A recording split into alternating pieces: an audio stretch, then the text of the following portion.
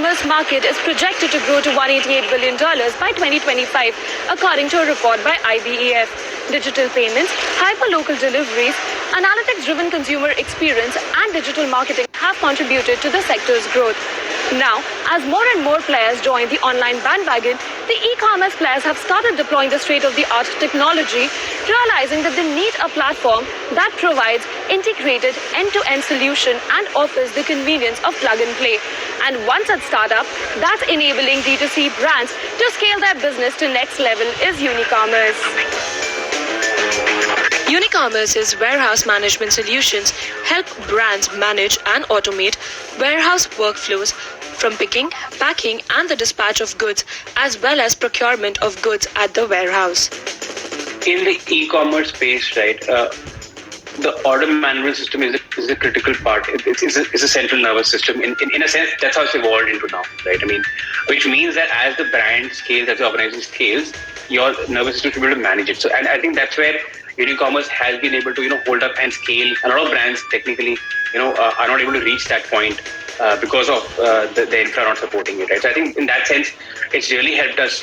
The numbers are spoken. I mean, more than 200% increase, right? I mean, the last 1 year. Unicommerce currently provides its solution to over 7,200 warehouses and manages over 96 million SKUs for various sectors such as FMCG, beauty and wellness, fashion and accessories, along with eyewear. Some of its clients include Amazon, Flipkart, Myntra, Shopify, FedEx, Delivery, Blue Dart, ShipRocket, among others. Earlier, what would happen pre-pandemic? One would park the inventory in various marketplace warehouses. And so all this back-end tech stacks, omnification, D2C, all these words were not there and they were not required. But what is happening and what is increasingly accelerating as we speak is that now brands have to keep maybe the inventory, the single inventory which is lying in their warehouse or in their stores can now be listed across maybe 10 different online sales channels for it to have the best opportunity to sell. And that's where players, whereas for technology, and players like Unicommerce are very, very critical.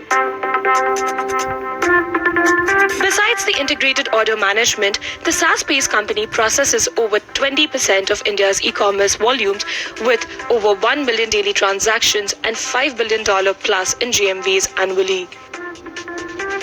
A report by Unicommerce and Vizier Advisors have highlighted that the D2C brands are riding the growth in India's e-tailing space with a robust 45% compound annual growth rate and the potential to reach $70 billion over the next few years. The report has also shown that shoppers from Tier 2 and Tier 3 cities have accounted for 61.3% of the overall market share in FY 2022, whereas Tier 1 cities have indicated a slower growth in the order volumes.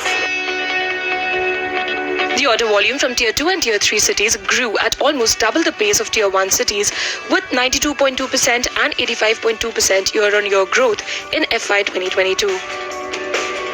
So we've seen e-commerce picking up a lot in the Tier 2, Tier 3 towns. When the pandemic started, the supply chain was disrupted for these towns and e-commerce came to the rescue. And then the consumers got hooked onto the online channels. And since then, we've seen, they get a wider product assortment from e-commerce and hence these consumers are shopping online. Two, they are able to get, thanks to the platforms like Meesho, etc., which made a lot of affordable products being available for the price points that they want. Third factor is we are seeing growth in the metros actually maturing, because of which horizontal players like Amazon, Flipkart, Snapdeal, all of them are looking towards the Tier 2, Tier 3 towns.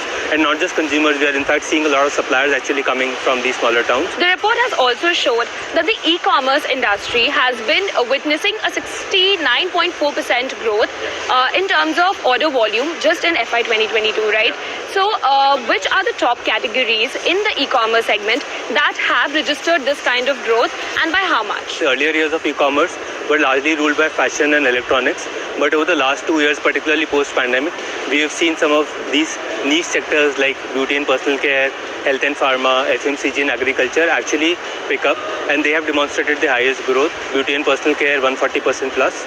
And both health and pharma and FMCG and agri have reported 70% plus growth. What are the key emerging trends in the e-commerce and retail segment that you see happening in 2022? One is rise of D2C. we've seen website volumes consistently higher than marketplaces. This year, website grew 80% versus marketplaces grew at 60%, getting an average of about 70%. Second trend is rise of omni-channel. That started with fashion sector. Chumbak is an example which is with us. They are operating their 70 plus stores on us, and we are seeing even the marketplaces like Myntra, Flipkart, Amazon encouraging the brands to list their store inventory. Third trend we are seeing is the rise of social commerce. Not just WhatsApp-based commerce, but also reseller commerce with Meesho powered. We are very bullish on is the Indian D2C brands actually going global. Unicommerce is now planning to add 800 warehouses to its network this fiscal.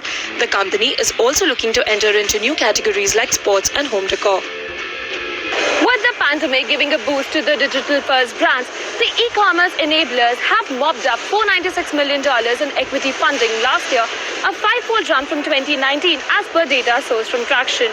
This year, the e-commerce software providers have raised $476 million in funding if the unicorn brands of Elastic Run and Commerce IQ are to be accounted for. While the potential is immense for the e-commerce enablers, there are challenges too, in terms of e-commerce trends changing and the pricing disruption as startups change the way India shops online. With camera person Saroj Singh and Rajinder, Aishwarya Anand for CNBC TV 18.